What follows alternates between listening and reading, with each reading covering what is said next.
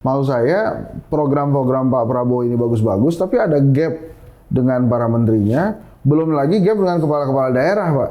Misalnya ada yang bangun tapi nggak jadi-jadi gitu kan juga jadinya ada gap tuh. Kalau semuanya baik-baik aja, semuanya dikerjakannya lurus-lurus aja, tidak ada pungli-pungli ditambang, yaitu pasti kita semua sejahtera lah, Pak. Kalau konteks demokrasi kita sekarang ini kan yang penuh dengan bansos dan money politics itu akhirnya ya yang paling punya uang yang terpilih, Pak.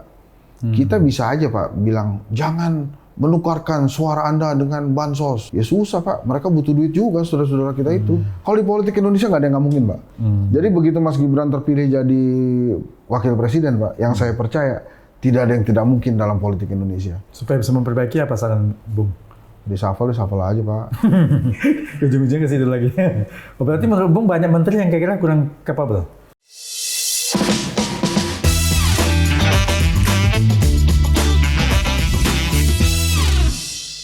Selamat datang di SR On, Edi Sharing Discussion bersama saya Edi Wijaya. Kali ini saya berkunjung ke kantor seorang analis komunikasi politik. Beliau adalah founder dari lembaga survei Kedai Kopi dan juga Ketua Umum IKA Fikom Unpad, Ikatan Alumni Fakultas Ilmu Komunikasi Universitas Padjadjaran. Beliau juga seorang YouTuber dan sering menghiasi talk show di berbagai televisi nasional. Nah, malam ini saya sengaja datang untuk mengulik analisa tajam beliau terhadap perkembangan politik pemerintahan Prabowo Gibran yang akan memasuki masa 1 tahun. Untuk itu langsung saja kita ngobrol dengan Henry Satrio yang akrab disapa dengan Bung Hensa. Selamat malam Bung, apa kabar? Selamat malam, Pak Edi. Terima kasih ini sudah berkunjung. Terima kasih sudah dikasih kesempatan untuk podcast dan juga tempat yang luar biasa. Saya yang terima kasih. Jadi kedai kopi ini. Ya, apa itu kedai kopi ini? Supaya juga kita tadi mau ngopi-ngopi di sini. Ya. Jadi kedai kopi itu singkatan kelompok diskusi dan kajian opini publik Indonesia. Oh iya. Agak maksa karena kedainya itu nggak ada. Ya pokoknya gitulah kira-kira. Tapi ya supaya enak, kelompok diskusi dan kajian opini publik Indonesia, kita berdiri tahun 2014. Oh, jadi sudah lewat hampir 11 tahun, nanti 28 Oktober kita ulang tahun tuh. Jadi tadi prolognya bikin saya deg-degan tuh. Prabowo Gibran mau 1 tahun nih gimana?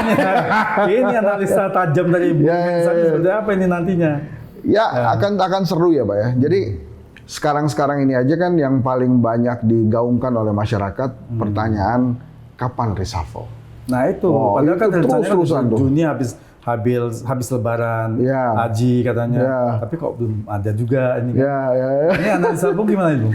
Jadi emang menarik ya, masyarakat memperhatikan betul kabinetnya Pak Prabowo gitu ya. Jadi mereka kerap bertanya kapan ini mau reshuffle karena saya yakin ada keresahan-keresahan di masyarakat tentang sepak terjang menteri-menterinya Pak Prabowo. Terutama yang saya garis bawahi ya di bidang komunikasi ya.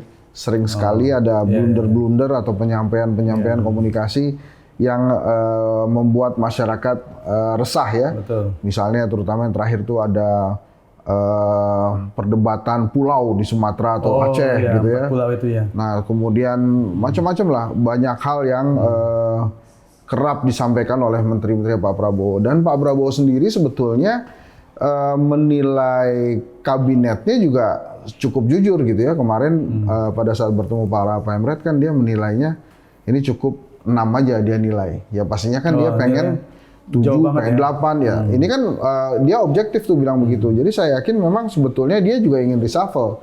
Hanya waktunya mungkin yang belum pas gitu ya. Atau ada nggak Bung mencium satu indikasi bahwasanya sebenarnya ada isu ini. Katanya sejak pertama kali Pilpres itu sudah ada komitmen nih.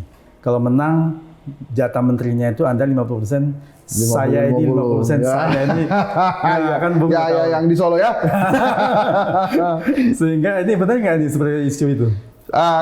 Kalau ditanya ke Pak Prabowo pasti dia akan membantah. Kalau ditanya ke orang-orang Pak Prabowo pasti dia juga membantah. Tapi kan rakyat ini bisa lihat dengan kasat mata bahwa ada analis nih. Ya, ada sekitar 14-15 orang menterinya Pak Jokowi yang juga koleganya Pak Prabowo di kabinetnya Pak Jokowi itu menjadi menteri lagi. Ya tentu saja ini menjadi pertanyaan gitu karena ada beberapa kalau kita lihat justru yang memantik polemik-polemik itu ya menteri-menterinya Pak Jokowi, Bahlil, ada Budi Gunadi Sadikin, ada Budi Ari, kemudian Mendagri kemarin yang 40 itu Pak Tito. iya Pak Tito ya. Kemudian juga ada beberapa yang disinyalir memang didorong oleh Pak Jokowi, misalnya Ara Sirait dan lain-lain ya. Jadi memang rakyat tuh merasa kenapa kemudian Pak Prabowo nggak ganti-ganti gitu. Kalau saya sih menilainya begini, Prabowo ini kan dia memahami betul lah apa yang dia mau. Dan dia menurut saya tahu cara berterima kasih. Jadi memang kalau saya yakini sih perlahan-lahan dia akan lakukan penyegaran-penyegaran terhadap menteri-menterinya. Di satu sisi memang yang harus kita lihat gini Pak Edi. Pak Prabowo ini kan secara kualitas, secara pengalaman, secara ekonomi, secara pendidikan itu jauh sekali perbedaannya dengan second layer-nya dia gitu. Sehingga memang dia ini mungkin membutuhkan adjustment terlebih dahulu. Second layer ini maksudnya wakilnya atau menterinya? Kalau wakilnya begini Pak, tapi kalau menteri-menterinya seginilah. Oh gitu. Ini berbeda dengan Pak Jokowi yang waktu itu kan tidak terlalu jauh gap usianya, tidak terlalu jauh gap pengalamannya dengan para menteri-menterinya. Tapi Pak Prabowo ini jauh sekali, wah anak-anak Soko Guru Ekonomi Sumitro kan, makanya jauh sekali. Dan kita lihat ada beberapa menterinya Pak Prabowo juga nampaknya yang tidak bisa catch up dengan dia gitu. Tapi yang kita lihat ada beberapa orang dekatnya yang mampu menerjemahkan visi misinya Pak Prabowo di lapangan. Misalnya kalau yang paling sering kita lihat ya ada Bang Dasko ya. Bang Dasko itu dia menurut saya penerjemah. Iya apa? Motornya ini di Partai Gerindra. Motornya Gerindra dan kemudian kelihatannya dia penerjemah maunya Pak Prabowo nih. Diterjemahkan oleh Bang Dasko, kemudian menteri-menterinya menjalankan gitu. Saya kebayang juga kalau fungsi ini tidak ada, mungkin akan kerepotan juga para menterinya gitu ya. Kan kita lihat misalnya di hubungan luar negeri gitu ya, kita lihat Pak Prabowo sering sekali turun langsung gitu ya, untuk membackup atau mengambil alih peran Menteri Luar Negeri kita Sugiono gitu ya. Jadi menurut saya memang banyak catatan. Kalau dengan Wakil Presiden itu menariknya tuh Pak, sudah isu pemakzulannya naik terus. Kemarin minggu lalu kalau saya tidak salah Yusril Iza Mahendra, Menko Hukum ya, itu Hukum HAM dan Lapas. Ya hukum HAM dan Lapas.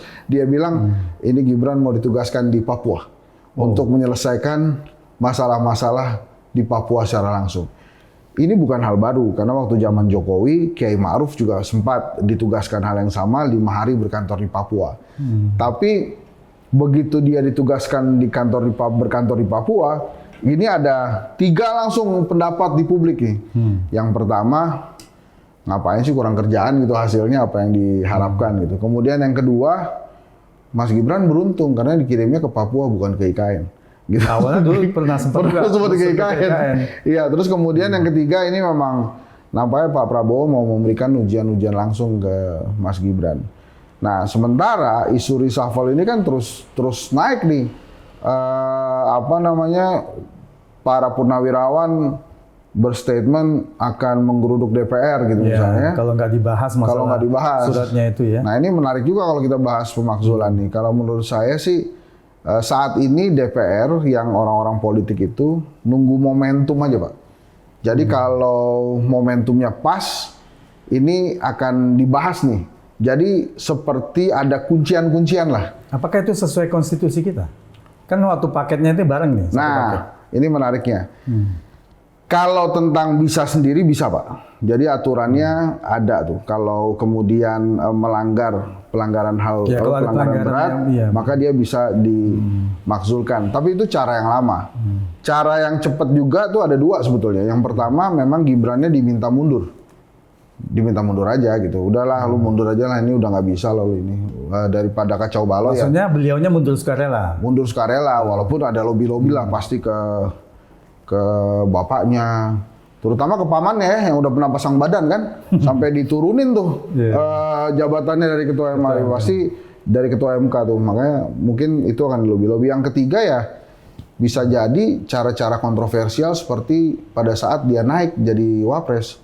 Waktu itu kan cara kontroversial tuh ya, didaftarkannya hari Sabtu. kemudian tidak disidang. Akhirnya mulus lah, maju ya, namanya Pak Jokowi kan canggih dia. Cuma anaknya doang dijadiin mah aman lah, bisa dia. Tapi bisa juga nanti dituruninnya pakai cara kontroversial. Kalau ada termohon mengajukan permohonan ke MK ya, misalnya ada undang-undang baru, bila kondisi mendesak, Presiden boleh mengganti Wapres demi kelangsungan negara atau apapun itu. Ya itu begitu diputuskan oleh MK, langsung final and binding kan harus langsung dikerjakan. Itu bisa terjadi ya kalau pakai cara-cara yang waktu itu. Orang bilang, wah nggak mungkin itu Hen. Ya kalau di Indonesia politiknya nggak mungkin, jangan bilang nggak mungkin lah. Tiba-tiba bisa kejadian ya kejadian juga. Tapi gitu. kan harus ada dasar yang kuat. Apa sih kesalahan Gibran misalnya? Seorang Gibran melakukan tugasnya sebagai Wapres, apa nggak ada kesalahannya? Kalau nggak ada kan nggak bisa di... Itu kalau mau cara panjang, Pak. Cara panjang ditentukan oleh DPR, dikirim ke MK, MK memutuskan, balik lagi ke MPR untuk memutuskan. Tapi kalau kemudian ada judicial review terhadap pasal-pasal tertentu atau penambahan pasal-pasal tentang wakil presiden, ya ini bisa cepat, Pak. Begitu diputuskan bahwa oke, presiden bisa mengganti wakil presiden atas dasar subjektivitas presiden, ya ketok palu bisa diganti. Bisa mungkin nggak terjadi, ya ini tergantung arah angin politik aja. Orang banyak bilang, wah nggak mungkin. Nggak ya, dulu juga kita ngomong nggak mungkin Gibran jadi wakil presiden umur masih 36 kan. Batasnya 40, ternyata mungkin juga dibikin 35 gitu pokoknya. Yang penting sudah pernah menjabat sebagai... Ya. Jadi ini memang ada sebuah kondisi politik yang kita juga nggak ngerti di arahnya kemana. Pak Prabowo makin dekat dengan Ibu Mega, Pak Jokowi. Apa ada tanda khusus nggak merebung? Kenapa? Beliau begitu Pak Prabowo dekat ke Ibu Mega nih, apa ini kira-kira? Nah itu dia kan, tanda tanya kan sudah diungkapkan banyak di media massa bahwa Ibu Mega ingin Pak Prabowo tidak terlalu dekat dengan Pak Jokowi. Kemudian ada ketua lembaga, kepala lembaga negara yang diminta ganti gitu ya. Sementara kan Pak Jokowinya nih lagi sakit. Publik juga bertanya-tanya nih, ini sakit beneran atau tidak? Karena kan katanya sakitnya ini autoimun semenjak pulang dari Vatikan. Orang-orang bertanya-tanya, ada nggak orang lain yang sakit juga yang pulang dari Vatikan misalnya? Terus kemudian yang kedua, masa iya dokter kepresidenan nggak bisa nyembuhin dari April loh? Ini kan Vatikan kan April tuh Pak. April, sekarang udah Juli, katanya beliau masih sakit juga. Jadi banyak pertanyaan-pertanyaan, ini drama apa sakit betulan gitu. Saya waktu ditanya, wah kalau sampai Pak Jokowi pura-pura sakit mah, nggak, tapi sakitnya kan di kulit saja kan, kulit wajah saja. Tangan juga, beliau kan jalan-jalan kemana-mana sama cucunya kemarin. Nah itu kan sama makanya AT itu. Ya, itu sakit beneran apa enggaknya kan nggak tahu tuh. Ya itu Pak, pertanyaan-pertanyaan publik kan ada aja. Masa sih dokter kepresidenan nggak bisa nyembuhin udah 2 bulan loh. Masa sih ya gara-gara pulang dari Vatikan dan ya kalau netizennya kejem-kejem Pak, ngomongnya kena azab lah segala macem. Saya bilang jangan gitulah, gitu-gitu kan presiden ke-7, jangan didoain yang aneh-aneh gitu. Tapi ya emang lagi seru-serunya nih Pak. Jadi kalau Pak Edi bilang, wah ini mau 1 tahun pemerintahannya Pak Prabowo ini gimana? Ya begitulah, bagus-bagusnya banyak juga. Rupanya saya baru ngerti juga Pak. Pak Prabowo kan di Paradoks Indonesia itu nulis macam-macam ya, kaya, Indonesia kaya tapi banyak yang miskin dan lain-lain. Rupanya terjemahan Pak Prabowo tentang warga miskin tuh yaitu lewat MBG. Wah ini makannya mesti bergizi gratis, dikasih MBG. Sekolah rakyat, nanti 19 Juli mau diluncurkan Koperasi Merah Putih. Iya, 80.000 lagi. Iya, saya baru paham juga tuh, oh Pak Prabowo nih begini nih, tapi saya dengar Pak, ini kita ngomongin Koperasi Merah Putih ya 80.000, ternyata kita itu nggak punya Pak, data-data profil desa yang 80.000 itu. Jadi maksud saya begini, bukan cuma nama desa A gitu, enggak Pak, tapi desa A ini penduduknya berapa banyak, kemudian pekerjaannya apa saja, kebutuhannya apa saja, sehingga bisa disesuaikan dengan koperasinya. Jadi jangan sampai kemudian misalnya, diketok aja ini desa A nih petani semua nih, kita subsidi pupuk. Ternyata petaninya cuma tinggal dikit, sisanya itu kerja sebagai PNS atau keluar dari desanya. Itu desa baru rame pada saat Lebaran doang, atau misalnya di desa B dikasih pupuk, taunya kebanyakan ternak ikan, kan nggak pas juga Pak. Bukannya ini koperasinya bukan diberi subsidi, ini supaya mereka bisa berusaha sendiri, dan bahkan isunya kalau tidak salah mereka harus minjem uang itu ke bank juga. Iya. Jadi nggak diberi subsidi gratis. Iya, tapi kan dia mesti tahu nih, si desa-desa ini tuh butuhnya apa aja. Nah, saya dengar Pak, Indonesia belum punya Pak data segitunya, belum punya. Jadi datanya itu misalnya kalau KPU ya berapa pemilih aja. Terus kemudian BPS beda lagi Pak, BKKBN beda lagi. Jadi kalau menuju ke desa mana gitu bisa jadi tuh desanya belum ada juga tuh Pak katanya. Jadi kosong aja, namanya doang. Jadi dapat bansos segala macam tapi desanya nggak ada. Jadi kalau tadi pas off air Pak Edi bilang ada anak kecil di dekat Jakarta nggak bisa baca. Di Pademangan Jakarta Utara loh. Nah itu dia. Saya sendiri yang mengalami karena saya ada yayasan yang melakukan bakti sosial untuk waktu itu anak yatim. Beliau ini anak yatim. Jadi di sana itu saya wawancara. Saya lihat nih anak kelas berapa, umur 10 tahun nggak salah. 10 tahun kelas 4 SD. Saya tanya, tahu nama saya? Enggak Pak. Kan saya pakai kaosnya ada nama di sini. Kaos yayasan yang putih. Coba baca. Nggak bisa baca. Bukan orang mohon maaf yang di luar yang ini semua normal kok. Jadi artinya dia sekolah normal di SD negeri. Tapi ini saya kira ini Bung ini perlu harus ada koreksi buat pemerintah ini khususnya pendidikan. Iya. Saya rasa karena Prabowo juga pengen ada sekolah rakyat, tapi kalau misalnya pendidikannya asal dikasih naik kelas, ya susah. Untuk apa? Nah itu juga Pak, kalau misalnya nanti ada sekolah rakyat, jadi gini loh, programnya Pak Prabowo ini bagus. Cuma data-datanya kelihatannya belum ajak Pak. Saya tuh baru tahu karena sebagai ketua IKFIKOM Unpad waktu itu saya bikin diskusi tentang koperasi merah putih. Ini tuh sebenarnya gimana sih si koperasi ini? Kan ini uang gede kan, bayangkan saja 3-5 miliar. Jadi benar tuh kata-kata pertanyaan dari Pak Durianto tuh DPR kan, mana bisnis plan-nya? Jangan sampai kemudian mereka pinjam nggak bisa ngebalikin akhirnya disita-sita gitu kan. Nah itu yang menurut saya memang belum pas itu karena kan nggak bisa semuanya dipukul rata. Bayangin aja kan kita pernah ke Bali Pak ya. Ke Bali itu kan ada desa yang patung-patung, ada desa yang lukis-lukis, ada yang kerajinan tangan. Bayangin aja kalau pemerintah ternyata nggak punya data ajaknya, itu bisa salah-salah yang desa patung-patung, taunya dikasihnya koperasinya tuh alat-alat buat ngelukis kan nggak nyambung juga gitu, atau belinya alat-alat buat ngelukis atau ternyata buat pupuk gitu kan nggak pas Pak. Bukannya itu diserahkan ke masing-masing koperasi nanti yang mengelola uangnya, sehingga mereka akan tahu mau beli apa-apa saja. Nah, tapi itu mau berapa lama prosesnya? Jadi kalau dari sekarang sudah diketahui kan lebih enak tuh. Jadi mau saya program-program Pak Prabowo ini bagus-bagus, tapi ada gap dengan para menterinya, belum lagi gap dengan kepala-kepala daerah Pak. Misalnya ada yang bangun tapi nggak jadi-jadi gitu kan juga jadinya ada gap tuh. Belum lagi ya isu-isu yang lain sih Pak, kayak misalnya nanti 2029 mau gimana, apakah masih sama Gibran atau tidak, banyak lah ini Pak. Nanti kembali ke yang koperasi desa nih, apakah nggak ada misalnya diminta kepada masing-masing desa, ajukan kalian mau bisnisnya apa, koperasi ini kan, sehingga itu yang didata kali, jadi bukan top down, minta dari bawah ke atas, kalian butuhnya apa, koperasinya apa, sehingga langsung mereka datang, nggak begitu? Akan begitu Pak, tapi kan pertanggungjawabannya gimana? Kalau misalnya, kan ini antara pengurus dengan manajemen berbeda ya. Misalnya pengurusnya nih orang-orang partai nih Pak, perlunya nih bansos nih, jual lah hal-hal yang ada kaitannya dengan bansos, beras, segala macam gitu. Cuma ternyata menurut manajemennya, oh enggak nih kita perlunya pupuk nih. Tapi berapa banyak jumlah pupuk yang dibutuhkan? Jenis tanamannya apa? Nah itu nggak ada Pak, saya dengar. Jadi pekerjaan rumahnya lumayan banyak tuh ternyata. Apalagi mau ditarget lagi ya, 17 Agustus mesti kalau nggak salah harus beres semua. Exactly itu. Makanya memang fundamental data kita tuh yang mesti diberesin, mesti dibenerin. Itu beberapa hal menarik sih. Jadi ternyata nggak cuma tentang sumber daya manusia aja tantangannya Pak Prabowo itu, tapi juga yang basic data itu mesti diberesin juga. Saya sih encourage ini kan bagus ya podcastnya, pasti ditonton Pak Prabowo kan nanti ya. Jadi ini mesti jadi nonton nih. Mesti jadi program nasional tuh perbaikan data yang komprehensif Pak.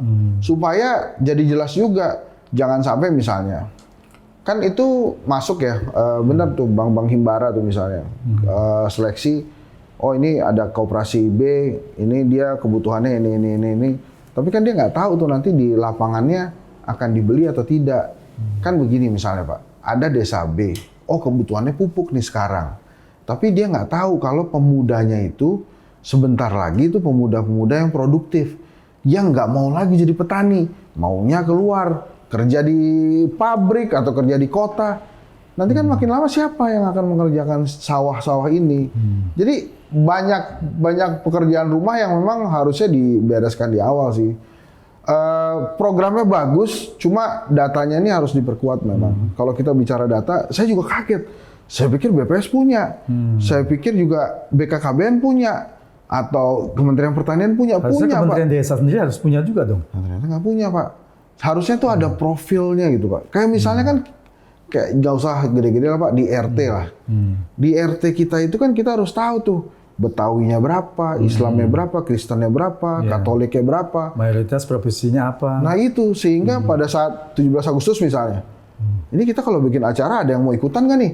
Kalau orang-orangnya tajir-tajir, pekerja-pekerja profesional, 17 Agustus ngilang Pak, udah liburan pada. Lah kan nggak ada ininya. Makanya ujung-ujungnya paling perayaan, yang panggung-panggung itu. Terus mau berapa banyak gitu yang ikutan. Nah itu kan, itu level RT. Terus nanti RW gimana? Saya terus terang miris juga gitu. Harus ada compile datanya sih, yang bisa memotret satu desa itu kebutuhannya apa aja, kemudian berapa perempuan, berapa laki-laki, kemudian pekerjaannya apa aja dan lain-lain. Profiling yang benar-benar Pak. Punya. Misalnya Kementerian Pertanian punya tentang data-data kebutuhan pupuk yang masih sering salah tuh, sehingga penerimaan pupuk subsidinya nggak pas gitu misalnya, atau si KPU punya juga. Tapi itu kadang-kadang ini mohon maaf ya, ini ngomong-ngomong KPU, apa kemudian memang sengaja data-data ini nggak diberesin gitu ya, buat kebutuhan politik nanti ujungnya gitu. Misalnya katanya ada desa yang, ini mohon maaf kalau nggak berkenan sekali, ada desa yang ternyata nggak ada penduduknya, tapi nama desanya ada. Tapi dapat bansos, tapi dapat ini, nanti suaranya keluar dari desa itu padahal nggak ada orangnya. Tapi ini Bung Hensa harus bisa dapat informasi yang lebih akurat nih, kira-kira di mana posisinya desanya apa. Ya. Kemarin kan sudah kita survei juga ke sana. Nah, kemarin kan sudah dibicarakan tuh ada bansos sekian triliun yang salah sasaran. Nah itu kan bisa jadi pegangan tuh sebenarnya untuk perbaikan data. Dan kelihatannya juga BPS nggak ready juga untuk itu. Memang dibutuhkan keputusan strategis lah dari pemerintah. Jadi kalau kita yang di swasta tuh kayak executive decision lah. Ini datanya diberesin dulu lah supaya program-programnya itu kita jelas. Apalagi kan Pak Prabowo ini maunya cepet ya. Tapi menurut Bung, selain tadi untuk data-data dari desa, apakah kinerja Pak Menteri sekarang yang sudah agak selalu dipanggil untuk masalah judul sebelumnya itu waktu menjabat Menteri Kominfo. Nah ini mengganggu nggak kinerja untuk mencapai target 80.000? Ya, saya rasa mengganggu lah karena menterinya kan punya masalah sendiri. Jadi dia emang harus selesaikan dulu itu masalahnya. Kalau menurut saya sih harusnya dia buru-buru minta diperiksa deh, supaya nggak terganggu ini programnya Pak Prabowo. Objektif Pak Prabowo bilang berapa pemerintahan yang nilainya. Saya nilai pemerintahan saya 6.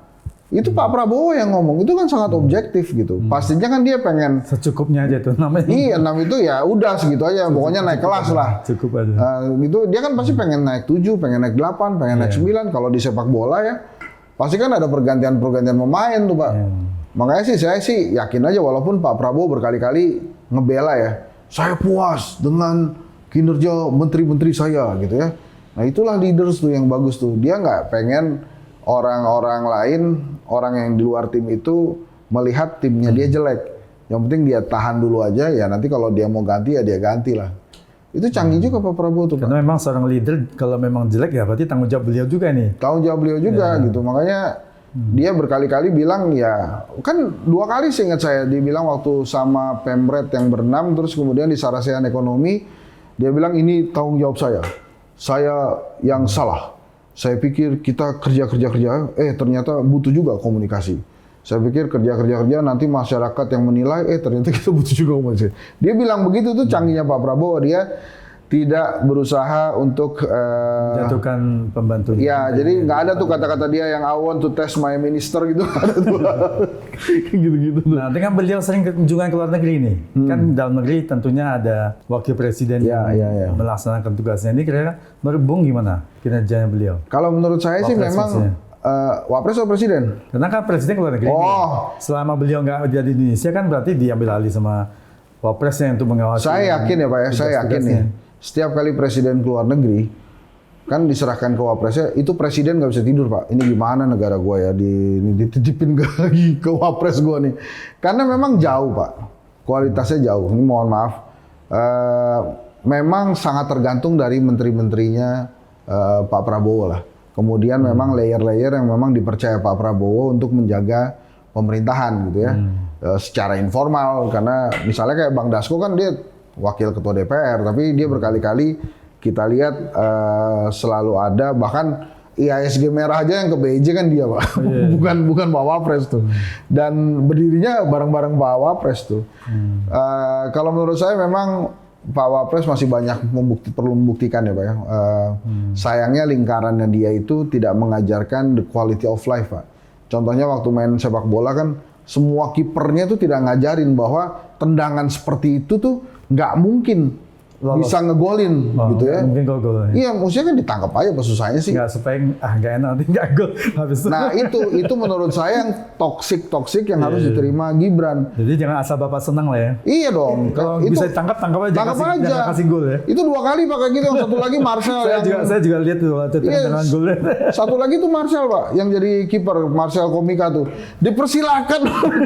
Dia dipersilakan Gibran golin. Itu justru menurut saya toksik. Itu tidak membuat Wapres kita kalau jadi lebih mempersilakan baik. Sudah terlalu kelihatan main sabun nih. Oh iya. Nah ini kan juga ya kira-kira, tapi kiper Arsenal nggak gitu ya, mainnya nggak gitu.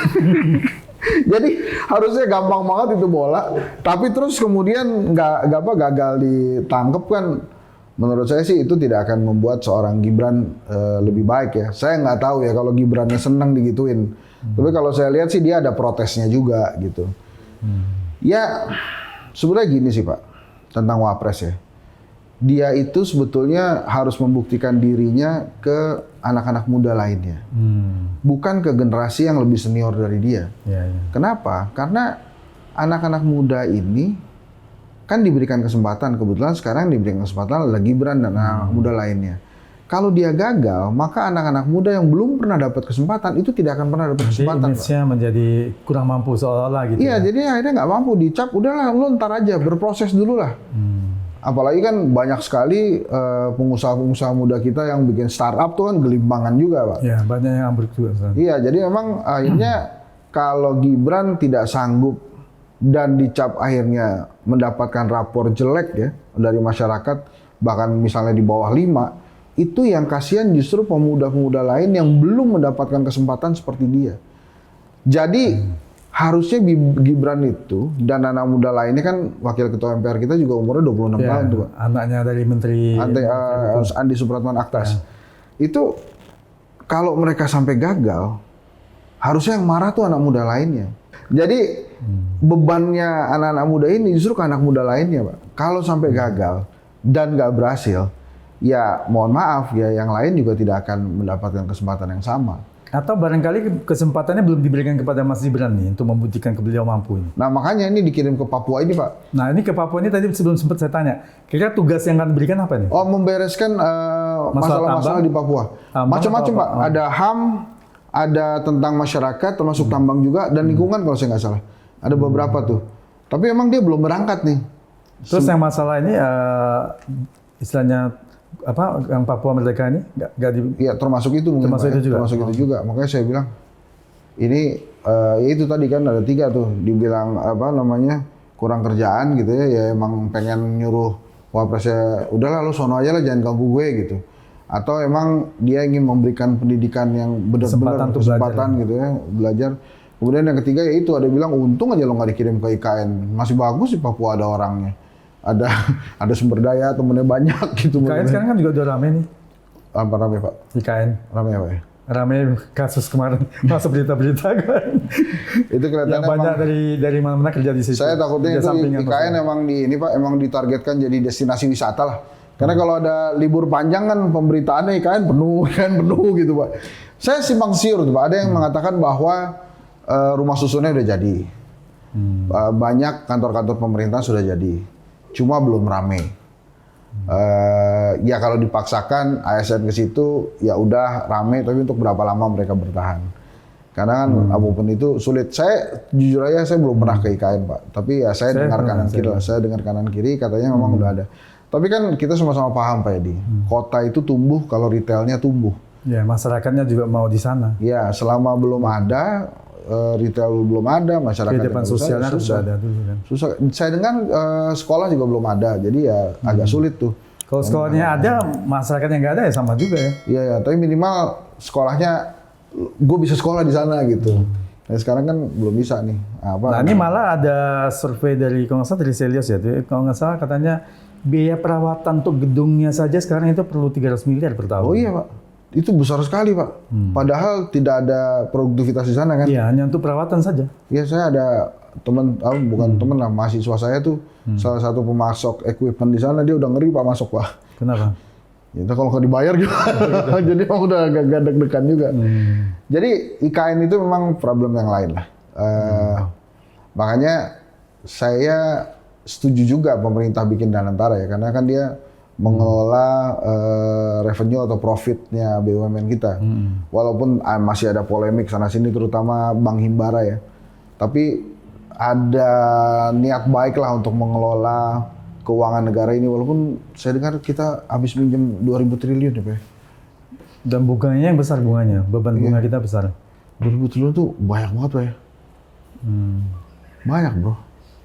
Tapi kalau seandainya katanya ada pengamat juga bilang kalau misalnya tambang dan hasil alam kita bisa dimaksimalkan pajaknya, saya kira juga sebenarnya bagus. Bisa Iya Pak, dari zaman asal jangan banyak kebocoran. Iya, dari zaman Kus-Plus masih nyanyi, Kus-Plus ngomongnya gitu.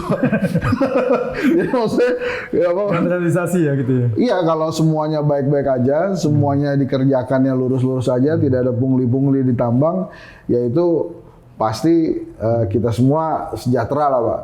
Ya apa yang nggak dipunya negara ini Pak? Punya Pak. Orang baik ada, koruptor banyak. Jadi kita semua tuh ada semua. Ya buktinya kan kemarin disita kejaksaan, misalnya contohnya kasus ini ada sampai 11 triliun, kasus ini sampai ratusan. 1.000 triliun. Oh iya? Oh, satu triliun ya? Enggak, 11 triliun nggak salah. Oh. Kasus yang CPO itu. Iya. CPO 11 triliun. Terus Sebenarnya 11,8 triliun. laptop 9 triliun. Nah, itu korupsinya 9,9 triliun ya kan. Iya. Terus ketemu ini Pak, harta katanya di rumahnya 1 triliun. Hampir 1 triliun Jarod Ini Richard. gosip-gosip nih. Terus satu lagi Pak, ini gosip menarik nih. Tom Lembong sama Hasto, itu sama-sama 7 tahun Pak. Ada kaitannya sama presiden ke-7 nggak tuh Pak? Angkanya saja 7 kali ya. Dua-duanya sama Pak, 7 tahun. Ini bilang, ini gimana? Dua-duanya sama 7 tahun Pak. Apa ini atas titah presiden ke-7 atau gimana? Kalau mau diedit tadi itu. Ini intermezzo sedikit. Iya, gitu-gitu Pak. Gimana Nah, Pak? ini kembali ke topik utama ini tentang masalah jabatan Wapres nih.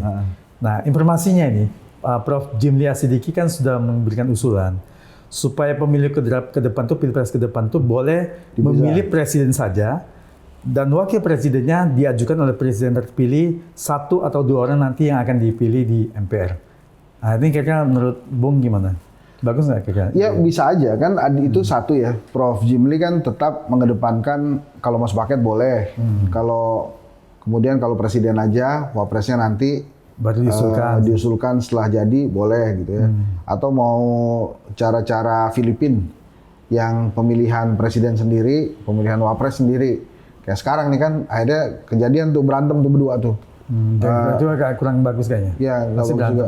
Nah itu mau yang mana? Nah tapi Filipina Pak, sebelum si Marcos Junior ini Pak, baik-baik aja Pak. Sebelum anaknya Duterte jadi wapres tuh baik-baik aja. Ini baru aja mereka berantem gara-gara bapaknya juga Pak.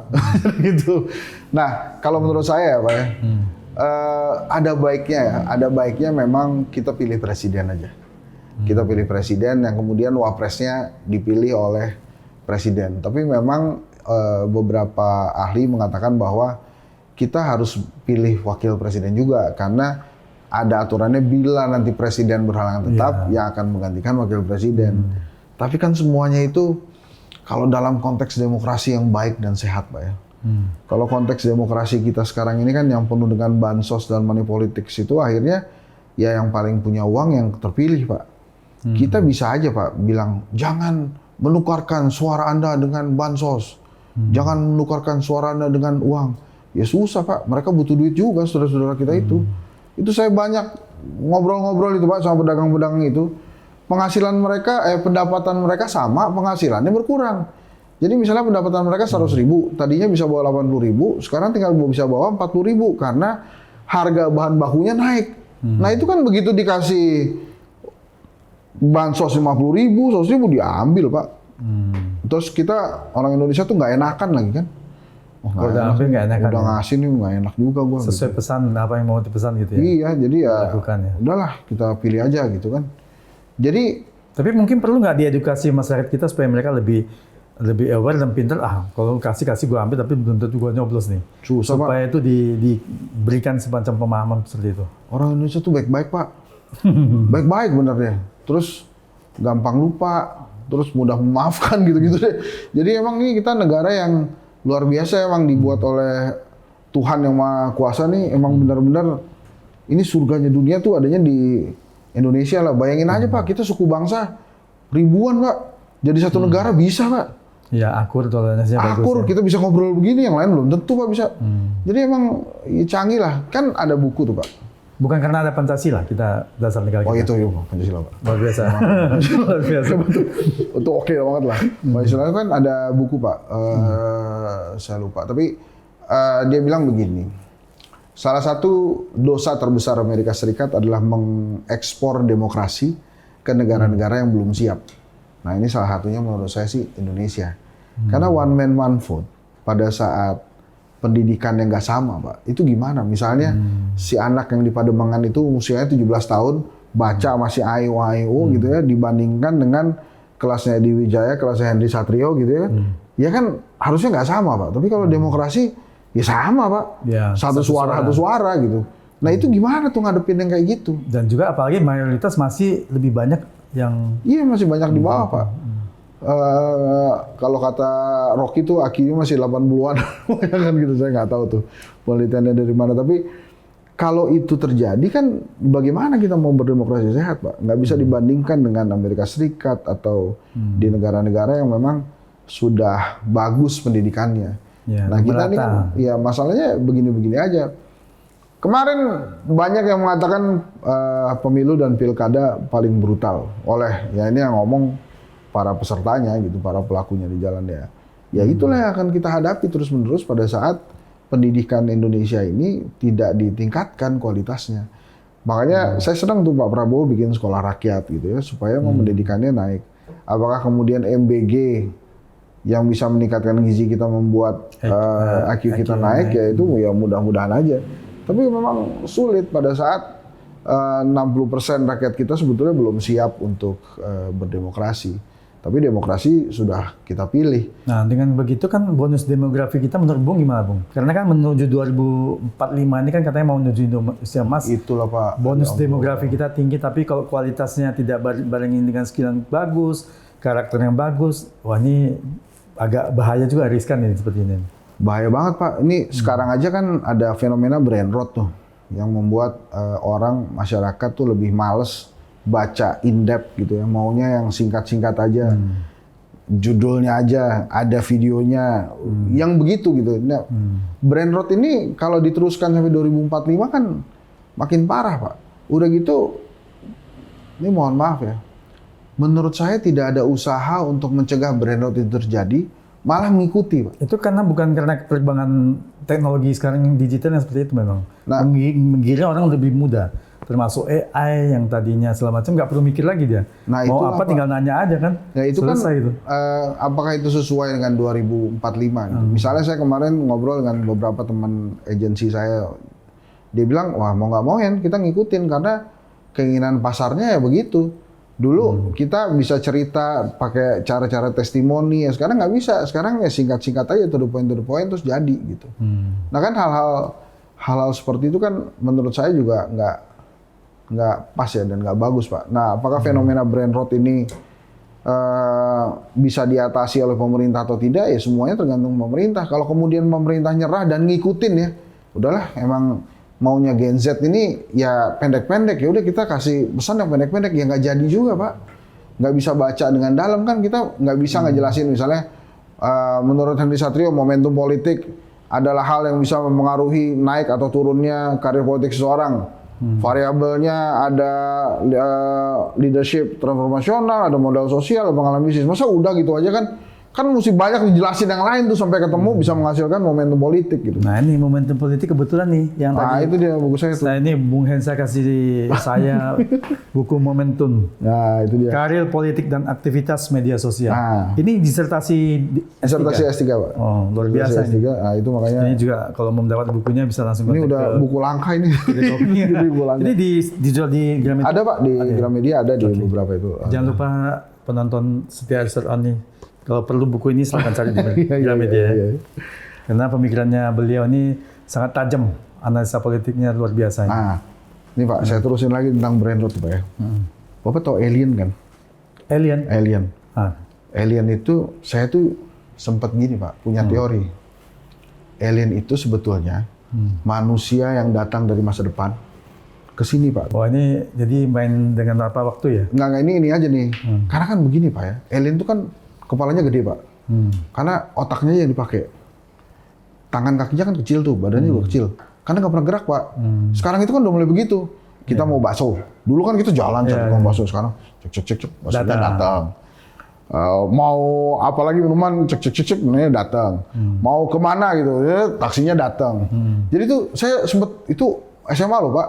Jangan-jangan alien itu adalah manusia masa depan yang lahir sekarang karena kepalanya gede, kakinya gitu. Tapi saya lihat fenomena brain rot ini, wah jangan-jangan bener juga. teori asal-asal itu gitu. Jadi emang seseruan juga tuh gitu-begitu, Pak. Tapi ini masalah yang luar biasa. Saya yakin Pak Edi juga punya staff yang Gen Z. Saya juga punya Gen Z. Gen Z tuh ya termasuk anak kita ya Gen Z. ya itu kan susah, Pak. Kita nggak mempan juga apa aturan-aturan yang kita lakukan pada saat kita waktu itu bersekolah, sangat mungkin nggak bisa dipakai juga ke mereka. Ya karena itu brain rot semua gitu. Memang ke depannya tantangannya berat sekali ya. Iya, Pak, YouTube sama short itu kan masih lebih banyak short yang ditonton, karena pendek. Karena orang mau pingin sebentar aja. Cepet aja gitu. Sementara kan kalau kita zaman dulu, zaman kita kecil dulu, Pak, di radio aja ada drama seri gitu ya, misalnya Brahma Kumbara, Tutur Trinular, itu kita santai mah dengerin, telan aja, kagak nyampe itu, besoknya kita dengerin lagi, misalnya lagi gitu. Itu kan sampai ya memang beda ya. Nah itu menurut saya, betul ya, itu menurut saya tantangan kita nanti, bagaimana kita mau milih presiden dan wakil presiden berkualitas pada saat Gen Z kita tuh mau dengerinnya cepet-cepet aja. Akhirnya orang terpaku dengan pertanyaan, ya udah gimana caranya bikin gua kaya, kan nggak bisa begitu juga, Pak. Nah ini tantangan. Jadi lebih mudah terpengaruh sama promosi di media sosial nih ntar. Akhirnya begitu dan kita ya ngikutin aja apa adanya gitu. Nah ini belum sampai kita ngebahas 2029 kira-kira Prabowo bakal sama Gibran lagi atau tidak. Siapa wakil presidennya? Apakah KDM dari sekarang udah ngincer wapres? Karena nggak mungkin nanti 2029 Pak Prabowo milih wapres dari partai lain kan? Pasti ya kalau nggak dari partainya ya dari profesional. Gitu kan kayak kita aja yang mikirin analisa sendiri, Pak. Tapi apakah kemudian generasi Z itu akan peduli dengan analisa itu? Ya kan mereka ngelihatnya ya udah akhirnya siapa yang cakep, siapa yang oke ya dipilih. Pak Prabowo dipilih kemarin suara terbanyak. Ada yang bilang wah itu karena Mas Gibran juga dipilih generasi muda. Enggak. Itu tuh yang dia milih Pak Prabowo-nya. Ada yang milih Mas Gibran cuma dikit lah. Tapi bukannya ada peran Pak Jokowi katanya? Ya itu Pak Jokowi yang milih, Pak. Milih Gibran. Ya. Saya peran Pak Jokowi ini sehingga suara Prabowo bisa naik. Oh iya Pak, itu Pak Prabowo paham betul lah. Itu karena Pak Jokowi lah. Pak Jokowi, ya kan Pak Prabowo sama Mas Gibran kemarin waktu kampanye itu pasangan presiden wakil presiden yang paling jarang turun ke lapangan apa? Kampanye tuh. Ya Pak Jokowi lah. yang muter-muter itu canggih Pak Jokowi itu. Makanya ya tahu cara terima kasih lah Pak Prabowo tuh. Minimal ya anaknya, oh ada teman-temannya ngirim surat pemakzulan. Waduh, tapi gua nggak enak nih sama bapaknya. Ntar dulu dah dibacainnya, tahan-tahan dulu. Tapi kan itu jadi kayak kuncian tuh Pak. Tapi yang baca kan di DPR nih, yang Mbak Puan bilang belum sampai nih. Iya. Mungkin masih di TU atau di Coba tengah apa jalan. susahnya sih Pak?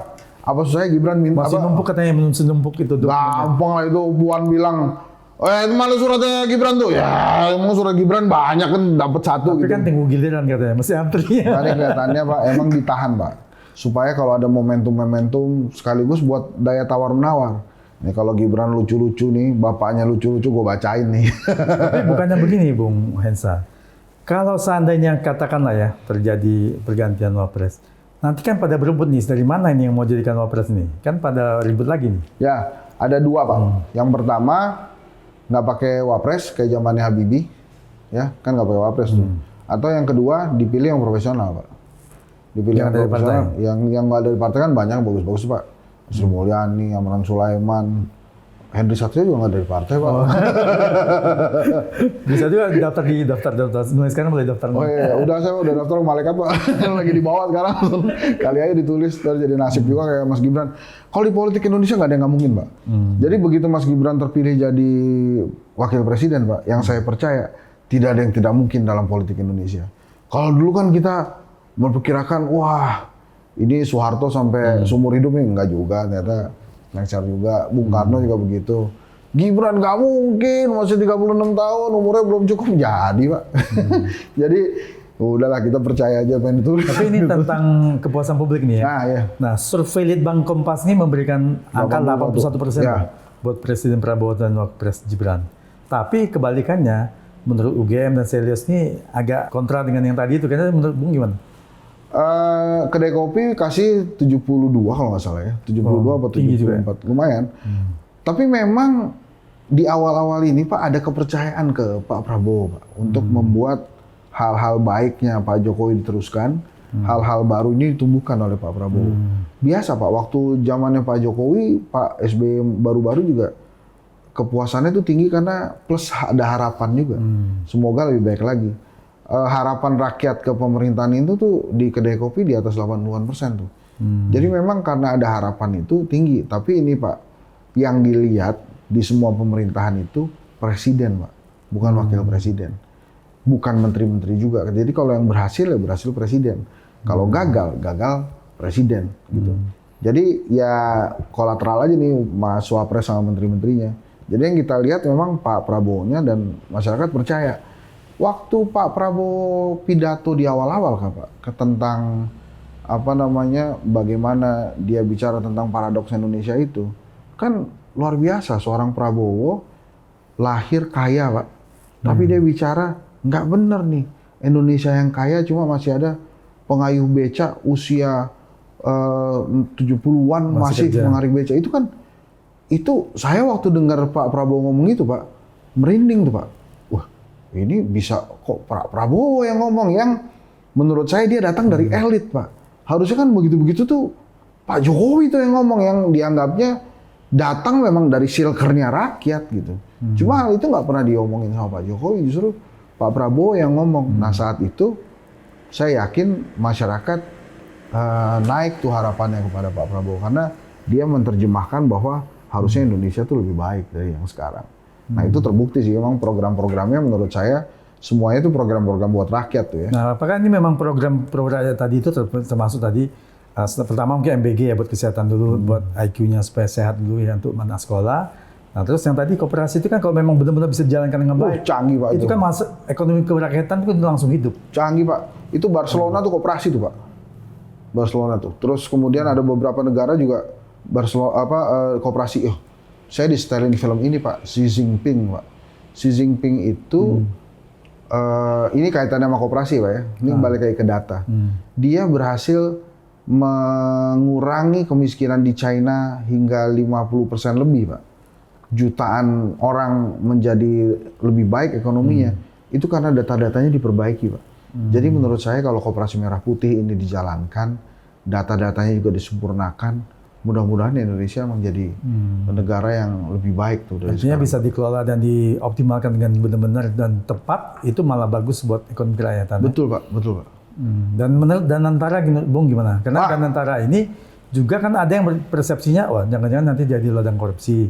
Tapi harapan masyarakat juga besar nih, supaya Danantara itu bisa mengelola banyak aset-aset negara kita, itu bisa BUMN kita lebih maju lagi. Kalau menurut saya sih harusnya kita optimis ya terhadap Danantara. Memang ada komunikasi atau pesan komunikasi yang belum sampai. Kayak misalnya kenapa masuk Himbara di sana? Itu kan asetnya bukan asetnya ya, si bank itu kan asetnya aset nasabah dan lain-lain. Ya, tapi dana pihak ketiga maksudnya. iya, dana pihak ketiga. Tapi kan Danantara itu sebetulnya ada dua kotak besar, Pak. Satu investment, yang satu lagi aset manajemen yang mengelola profitnya BUMN, yang mengelola revenue-nya BUMN. Nah, ini kita bisa berharap dari sini sih. Dari bagaimana profitnya BUMN ini dikelola. Ada satu contoh yang menarik tuh. Misalnya ada satu anggaplah BUMN A ini merugi. Zaman dulu sebelum ada Danantara nggak bisa BUMN B membantu keuangan si BUMN A supaya sehat. Tapi dengan adanya Danantara bisa bantu menyehatkan BUMN A dengan konsolidasi profit dari BUMN lain. Makanya kan kemarin Garuda juga sempat disuntik 6 triliun dan lain-lain. Tapi memang yang investment ini Pak, ini investment juga bikin deg-degan karena kelihatannya waktu diluncurkan pasar tidak merespon positif kan. Trust-nya nggak ada gitu ke Danantara, bahkan sampai Bang Dasko ke BEJ waktu itu. Nah ini memang belum terbukti nih yang investment ini. Tapi kalau yang pengelolaan aset manajemen itu sebetulnya kita harusnya bisa optimis sih, karena ada pengelolaan profit yang lebih jelas sekarang. Ya, tapi artinya gini, misalnya Danantara menyuntik ke Garuda nih, tentunya manajemen Garuda harus betul-betul disehatkan kembali itu. Kalau nggak nanti bocor lagi kan sama aja uangnya habis lagi. Itu mesti dikasih tahu tuh Pak. Saya setuju tuh. Pak Edi mesti keras tuh. Pengawasan juga harus ditingkatkan lagi. Iya, komisarisnya mesti benar Pak. Jangan relawan terus. Pak Edi komisaris. Kalau saya kan wapres, kita bagi-bagi. cukup kita relax banget nih podcast dengan Bung Hensa ini, karena beliau orangnya suka duit juga. Iya, luar biasa, sesuai namanya yang kedai kopi ini, padahal kajian lembaga survei ini. Iya. Jadi memang saya waktu pasang kedai kopi itu saya sadari bahwa obrolan singkat, renyah, informal, tapi penting itu kejadiannya di kedai kopi. Sama, bisnis itu juga banyak terjadinya di kedai kopi nih, lagi ngopi-ngopi, ngobrol-ngobrol, ada ide bisnis jadi itu. Jadi ya, itulah dia. Luar biasa. Nah ini kunjungan Presiden Prabowo ke Arab Saudi baru-baru ini kan mendapatkan semacam angin segar, karena Arab Saudi akan menginvestasikan 437 triliun di Indonesia. Menurut Bung ini gimana? Ya, kalau untuk ukuran Danantara itu kecil, karena asetnya Danantara kan 14.000 triliun. 14 sampai 15 ribu triliun. Ini 437 triliun. Kalau dilihat dari aset sih kecil, tapi ya untuk start oke lah. Tapi kan yang pengen kita, padahal sebelumnya kita dengar ada 1.500 triliun nggak jadi masuk Pak ya. Oh yang Wamen investasi itu yang ngomong tuh 1.500 1.050 triliun gitu. Itu nggak jadi masuk. Nah ini ada angin segar lah, 400-an triliun mau masuk. Ya. Tapi kan ini sebelum duitnya masuk Pak, kita nggak boleh seneng dulu Pak. Harus buktinya dulu ya. Iya. Wah, Pak Edi mau kasih uang 500.000, ini uangnya belum datang Pak. Ya ntar dulu aja gitu. Nah ini kita masih tunggu, tapi saya mencatat ada satu hal yang bagus itu kemarin tentang kampung haji Pak.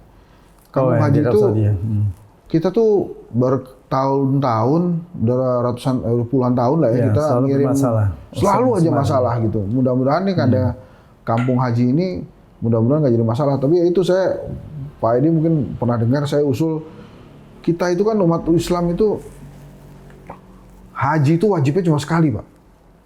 Jadi kalau bisa pemerintah bikin aturan yang sudah pernah haji, jangan naik haji dulu sebelum muslim-muslim di Indonesia semuanya sudah naik haji. Gitu Pak. Memang ada aturannya, 10 tahun lagi baru bisa daftar. Ya waktu tunggu kita tuh 15 tahun Pak. Pernah saya waktu podcast dengan Direktur Haji Dalam Negeri, ya. Itu malah ada yang nunggu 47 tahun. Iya, makanya kalau cuma 10 tahun kan kurang lama, makanya udah bikin aja aturan naik haji itu 1 kali aja. Ya masa mau masuk surga sendirian kan, yang lain juga pengen Pak. Masuk surga mau dia ada lagi. Mau naik haji kan nggak bisa kan, naik haji bila mampu dan bila ada tempatnya Pak sekarang gitu. Kalau mampu doang nggak ada tempatnya kan susah. Tapi orang Indonesia itu kan baik-baik ujung-ujungnya Pak ya. Kalau belum bisa naik haji ya belum dapat panggilan. Padahal kan nggak gitu juga Pak. Jadi maksud saya, masa Torik kecil-kecil udah dipanggil Pak? Tapi ini sebenarnya juga di satu poin yang harus kita perhatikan adalah gini. Kan kemarin dari pemerintah Arab Saudi mau ngurangi lagi kuota Indonesia karena banyak yang dikirim tuh ternyata belum sampai, udah meninggal di pesawat, meninggal di hotel. Artinya udah pada tua-tua dan memang sakit. Nah, apakah ini kan berhubungan dengan masa tunggunya terlalu lama? Iya betul Pak. Waktu daftar masih 30 tahun, tahu-tahu perginya berangkatnya udah 40 Iya makanya tahun. itu dia Pak. Jangan kemudian udah pernah naik haji lagi gitu. Kan kasih saya belum pernah haji Pak soalnya Pak. Jadi saya protes juga. Belum pernah haji tuh. Tapi daftarnya udah belum? Daftarnya udah baru mau Pak. Baru mau tunggu 40 tahun lagi Pak. Makanya ini saya suarakan terus Pak gitu. Supaya juga kan ya. Tapi bukannya ada haji khusus nih sama Furoda? Oh gitu Pak ya? Amin Pak. Mudah-mudahan ya. Amin. Semoga dapat Pak. Dapat panggilan. Itu saya orang Indonesia. Tapi siapin dananya dulu Pak kalau Furoda. Ya. Oh benar Pak. Kalau ada panggilan tuh dananya datang sendiri Pak. Datang sendiri. Gitu. Masa kalah sama Torik ya. Torik enak banget tuh hidupnya. Dia masih kecil udah haji. Aduh saya pengen haji juga Pak. Saya lihat kan ntar. Tapi ya ntar kita ngomong juga sama malaikat ya, kenapa kamu belum haji? Lah gimana? Kuotanya terbatas Pak. Gitu. Masa lo jadi malaikat nggak tahu kan udah gitu. Aduh. Nah ini kembali ke pemerintahan Presiden Prabowo Gibran. Ya. Kira-kira sebagai seorang analis komunikasi politik yang sudah betul-betul banyak menilai dan menganalisa, apa saran Bung Hensa kepada pemerintah Prabowo nih supaya bisa pemerintah kita lebih baik lagi nih? Oh, gini Pak. Kita jangan terjebak ke kalau nanti dipilih jadi menteri maksudnya. Oh, kan wapres Pak. Oh, wapres. Oh, gitu. Bapak nih. Ini Pak, malaikat tuh udah nulis Henry Satrio wapres. Oh gitu ya. Ya kata Pak Edi menteri itu. Coret menteri. Bukan. Enggak apa-apa Pak. Menteri dulu nanti baru wapres. Ya, amin Pak, saya aminin. Ntar saya disangkanya. Ya makanya biar Presiden mendengar nih apa saran Bung Hensa nih. Gini Pak. Wah, ini betul-betul bagus nggak sarannya nih? Visi misi Pak Prabowo kan bagus tuh. Yang Asta Cita juga janji-janji kampanyenya bagus. Cuma jangan kemudian kita terhambat untuk terpaku menyelesaikan hal-hal yang bukan tujuan negara Pak. Misalnya begini. Korupsi Pak. Memberantas korupsi itu bukan tujuan negara Pak. Bukan tujuannya Pak Prabowo juga mensejahterakan rakyat. Itu tuh yang harus diberantas aja gitu. Bagian dari makanya saya pernah usul tuh Pak. Bagian dari proses ya. Itu koruptor-koruptor yang udah di penjara, yang udah divonis salah, itu diampuni aja Pak. Tapi harus ngembaliin duitnya Pak ke rakyat. Tapi sekali aja. Nanti kalau korupsi lagi, seumur hidup langsung, nggak usah Atau hukuman mati sekaligus. Oh iya Bapak yang ngomong ya. Kalau saya cuma seumur hidup aja. Gitu boleh Pak. Kalau udah diampuni, kalau ulang lagi kan. Oh iya saya setuju aja Pak. Ya Pak ini kan yang punya podcast, maksudnya saya nggak setuju. Terus saya diedit jadi cuma 3 menit kan repot gitu. Gitu. Saya setuju Pak.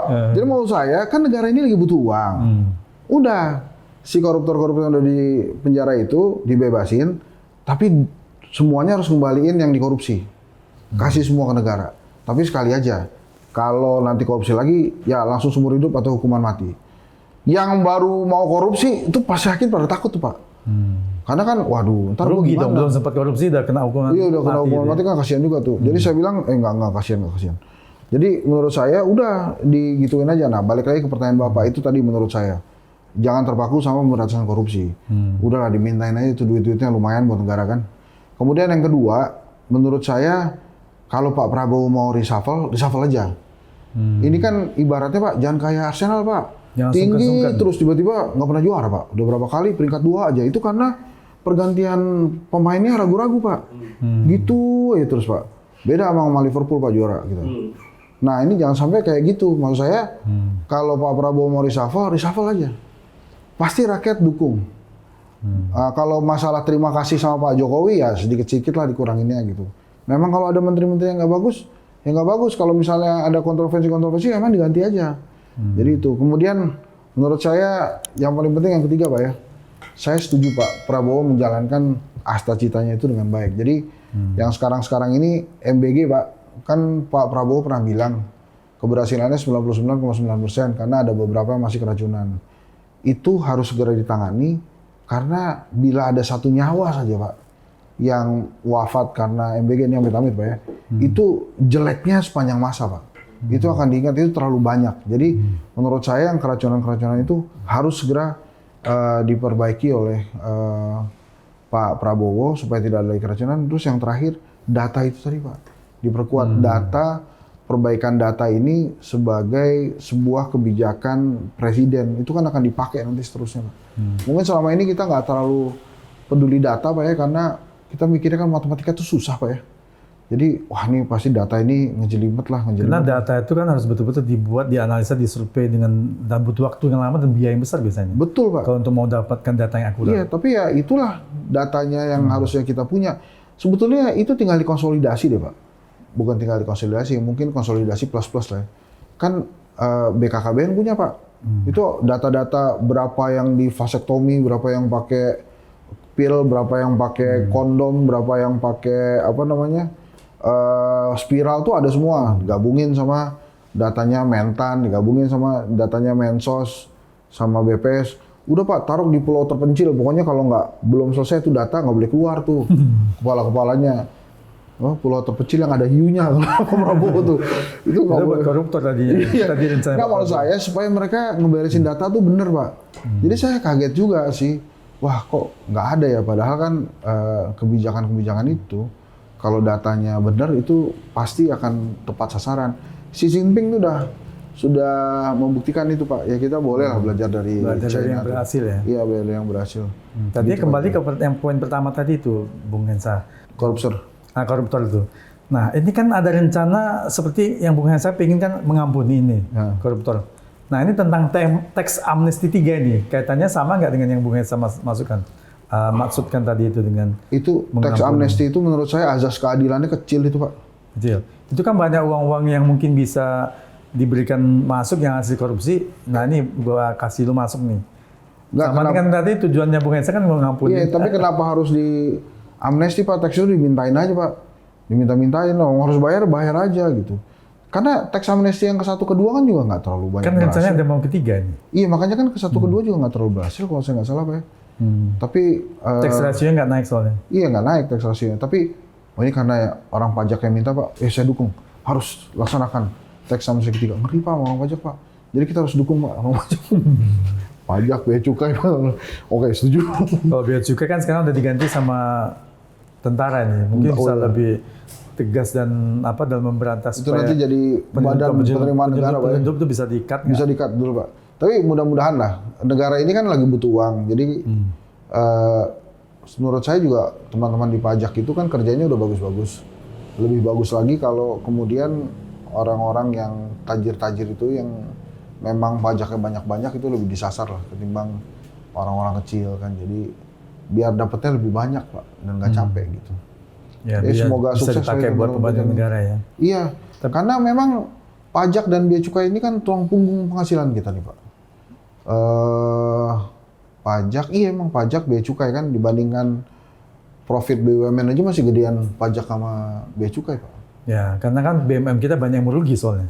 Iya, mungkin pengelolaannya yang salah atau apa tuh menurut Bung? Ya, salah Pak, udah itu mah pasti salah Pak, udah. Kalau perusahaan gede, bagus, rugi ya salah. Padahal untuk mendapatkannya nggak perlu bersaing sama yang lain lagi. Iya ya? Pak. Dikasih privilege dapat, tapi kok nggak untung ya? PLN aja nggak pernah untung tuh Pak. Padahal dia sendirian tuh Pak. Aduh, gimana sih nih? Itu juga Pak Jokowi juga tuh kan banyak BUMN karya kita yang jadi rugi-rugi Pak. Ya, karya-karyanya juga nggak ada yang untung. Kasihan tuh Pak ya. Oh Bapak aja komisaris lah. Biar untung. Bagus tuh Pak. Nah, Bapak mau komisaris sama menteri Pak? Saya salah doa lagi mau marah-marah. Ya Allah nih Hensa nih, doain gue cuma jadi komisaris. Saya nggak enak. Iya, bertahap. Cocok tuh. Amin. Nah ini Bung Hensa ini kalau melihat dari sekarang perkembangan politik Indonesia ini, Bung Hensa optimis nggak nih? Ini kira-kira dalam 5 tahun pemerintah Prabowo ini bisa makin maju lagi nih? Saya optimis Pak. Optimis ya? Optimis. Asal jangan kemudian itu tadi Pak, kita banyak ke distrak hal-hal yang nggak penting Pak.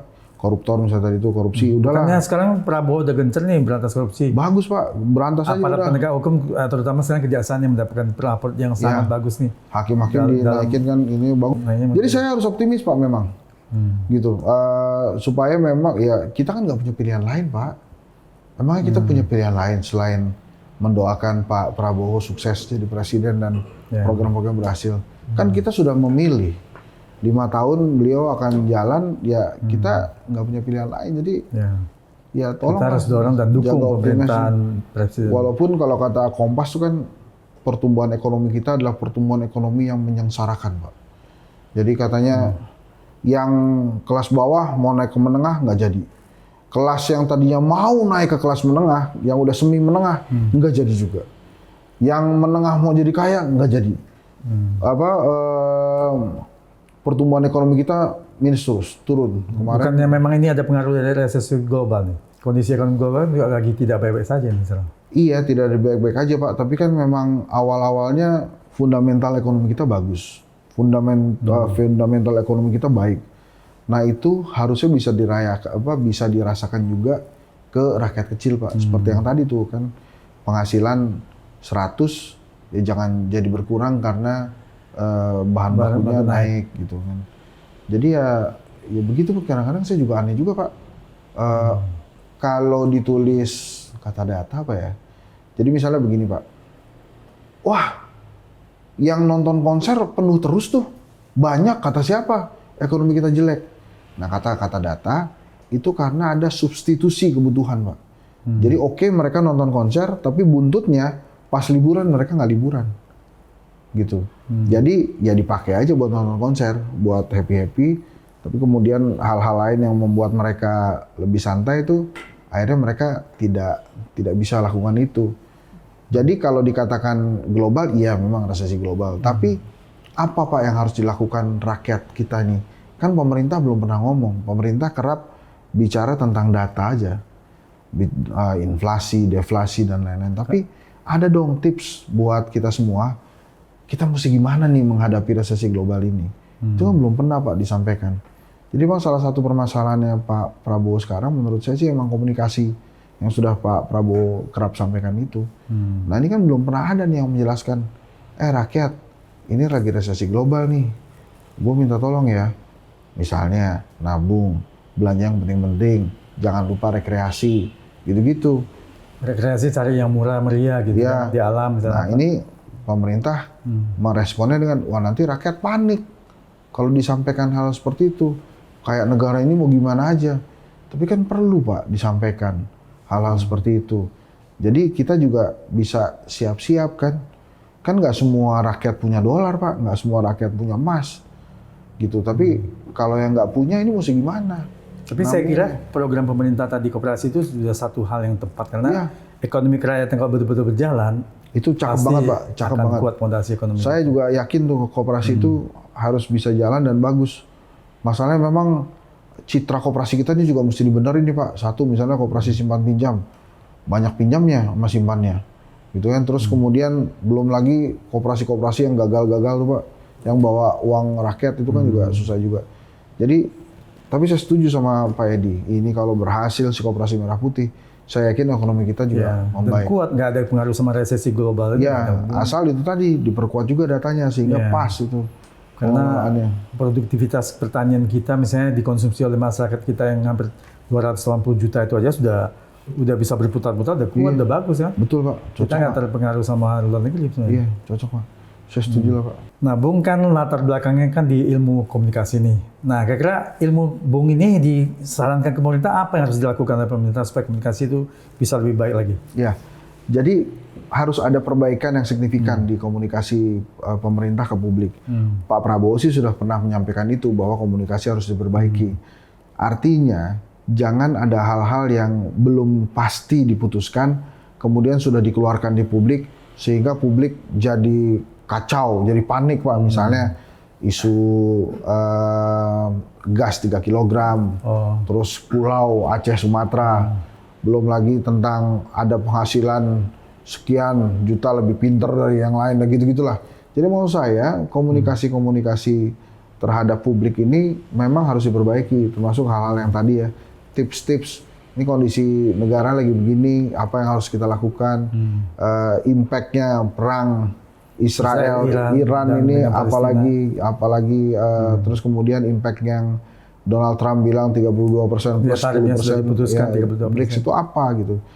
Kan nggak semua juga belajar membaca dengan lengkap informasi yang ada. Tapi kan juga masyarakat juga perlu dikasih tips lah kira-kira menghadapi era global ini kita mesti gimana.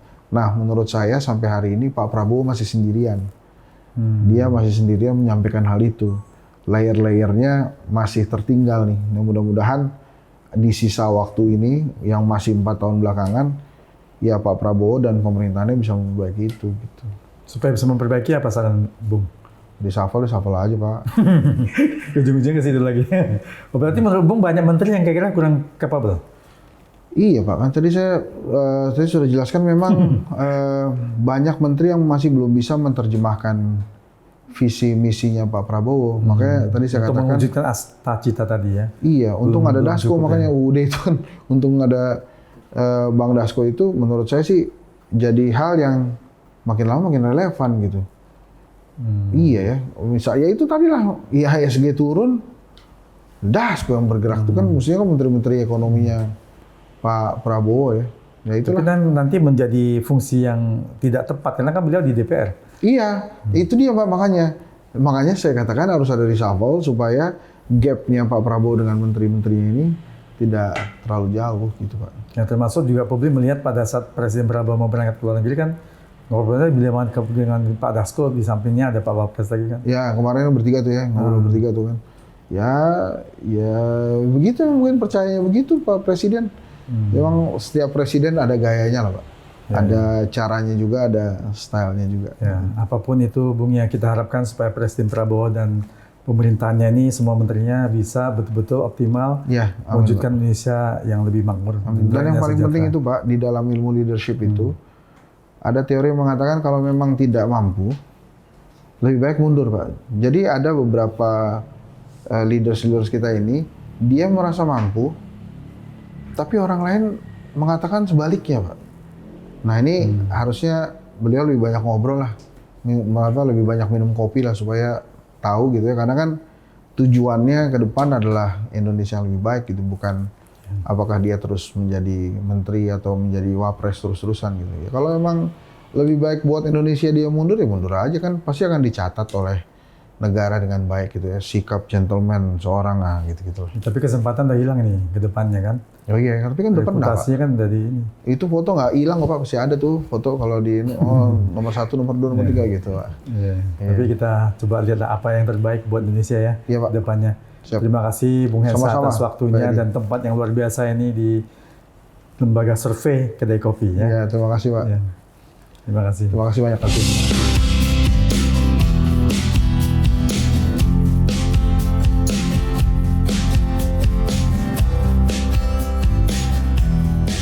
Sobat Setia Restoran, itulah tadi obrolan saya dengan Henry Satrio atau lebih akrab dipanggil Bung Hensa. Semoga penjelasan dan analisa tajam beliau bisa memberikan masukan buat pemerintah Presiden Prabowo Gibran agar bisa melakukan hal yang lebih baik menuju Indonesia makmur dan sejahtera. Nantikan obrolan berikutnya yang tetap menarik bersama narasumber yang wow dan amazing hanya di SRON, Edi Serena Discussion, podcast yang kreatif, inovatif, dan informatif. Sampai jumpa.